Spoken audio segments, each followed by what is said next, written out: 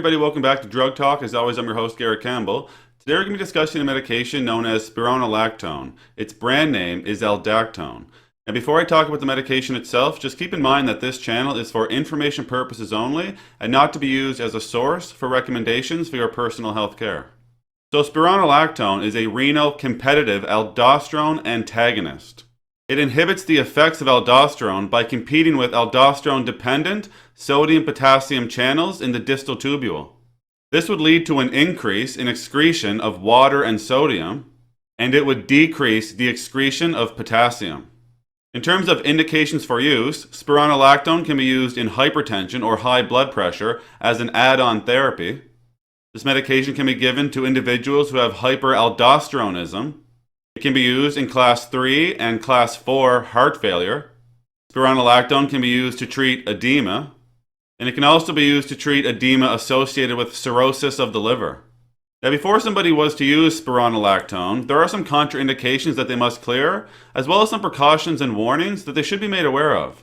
Individuals with Addison's disease would not be able to use spironolactone.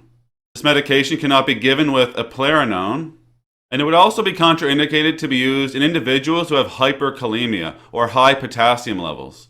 Now, in terms of precautions, spironolactone is on the Beers criteria, which is a list of medication that the elderly population should either avoid or use cautiously. In the elderly population, we would want to avoid giving this medication to individuals with a creatinine clearance less than 30 mL per min because they may be at an increased risk of experiencing hyperkalemia or high potassium. Asymptomatic hypouricemia may occur, and in some cases it could precipitate gout. Symptomatic dehydration, hypotension or low blood pressure, as well as worsening renal function may occur in individuals using spironolactone. Patients who are salt depleted or patients who are using an ACE inhibitor or angiotensin II receptor blocker may be at an increased risk of experiencing these effects. Gynecomastia may occur in individuals using spironolactone, and this is typically reversible. The risk of this would increase as the dose of the medication increases. It would be important to note to some patients that hyperglycemia or high blood sugar may occur. And finally, for precautions, worsening of renal function may occur, and this would be more of a risk to patients who are using other nephrotoxic drugs, such as NSAIDs. Now, once somebody is cleared of the contraindications and made aware of the precautions and warnings, and they start to use spironolactone, they can expect to receive their dose orally. If somebody is using this medication as an add-on therapy to treat hypertension or high blood pressure, they may use 25 or 100 milligrams daily in one single or in divided doses. This dose can be taken with or without food. If any dose adjustments need to be made, typically they would make these dose adjustments in 2-week intervals.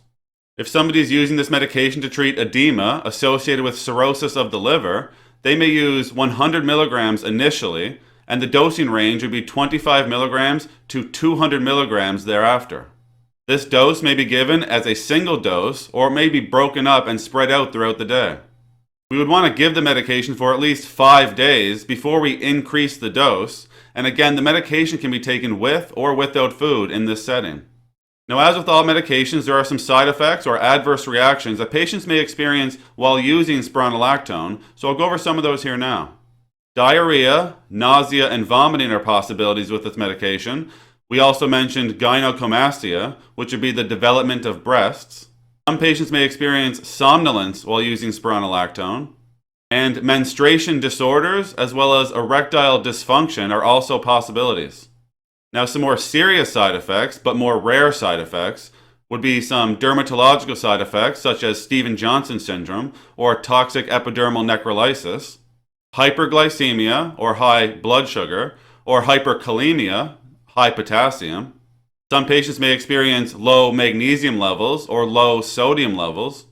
Some patients may experience a drug reaction with eosinophilia and systemic symptoms, which would be known as DRESS. And finally, some patients may experience metabolic acidosis. That's all we're going to talk about today with spironolactone. As always, I'm very thankful you took the time to come by and watch one of my videos. If you found the information valuable and you'd like to help grow this channel, you can like the videos, share the videos, or most importantly, subscribe to the YouTube channel. There's also some links in the description you can check out as well. That's it for today. Take care.